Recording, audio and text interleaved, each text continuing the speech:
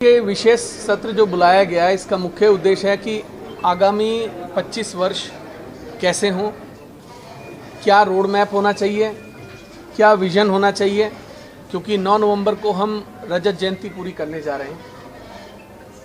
मेरा ये कहना है कि आगामी 25 वर्षों की बात करने से पहले हमें ये आत्मचिंतन करना चाहिए, इस पर मंथन करना चाहिए सदन में कि जो पिछले 25 साल बीते हैं उनमें क्या हुआ। उन 25 सालों में आप इस राज्य को एक स्थायी राजधानी नहीं दे पाए। एक बच्चों के स्कूल में जितना बड़ा कमरा होता है उतने बड़े कमरे से आप सदन चला रहे हैं। जिस राज्य में 25 सालों में आप एक स्थायी राजधानी नहीं दे सकते, आप उस राज्य के लिए 25 सालों में आगामी रोड मैप कैसे बना सकते हैं।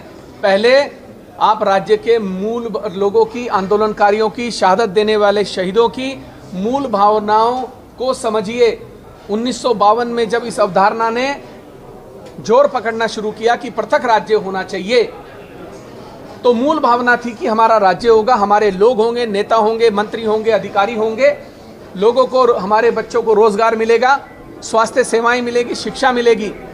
ये मूल उद्देश्य था। पहाड़ की राजधानी पहाड़ में होगी, गैरसैंण होगी। आप गैरसैंण पर बात क्यों नहीं करते?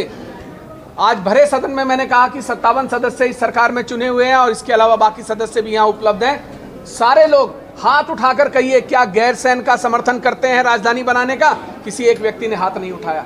क्या आप अपेक्षाएं रखोगे इस राज्य से, इस राज्य की चुनी हुई सरकारों से, जब हम अपने राज्य के लोगों की मूल भावनाओं की कदर नहीं कर सकते?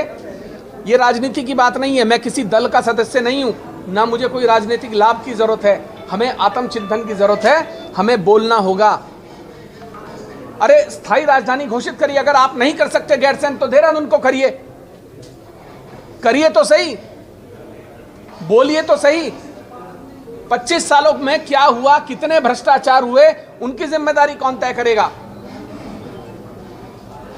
राज्य में जनपदों में शराब की फैक्ट्रियां लगा दी गई।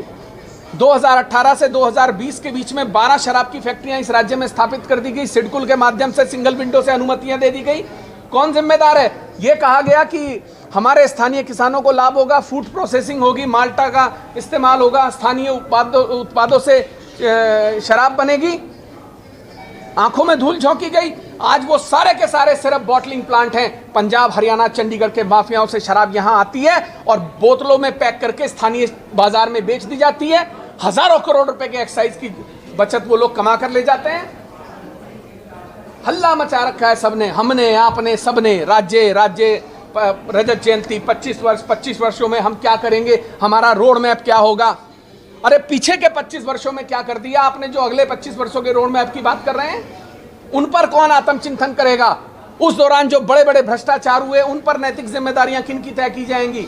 जो राजनीतिक लोगों के संरक्षण में यहाँ पर भ्रष्टाचार ने जन्म लिया, जो पनपा मुख्यमंत्रियों के संरक्षण में यहाँ पर बड़े से बड़ा भ्रष्टाचार हुआ, उनकी नैतिक जिम्मेदारी किसकी है? कौन तय करेगा? इसका आत्मचिंतन बहुत जरूरी है।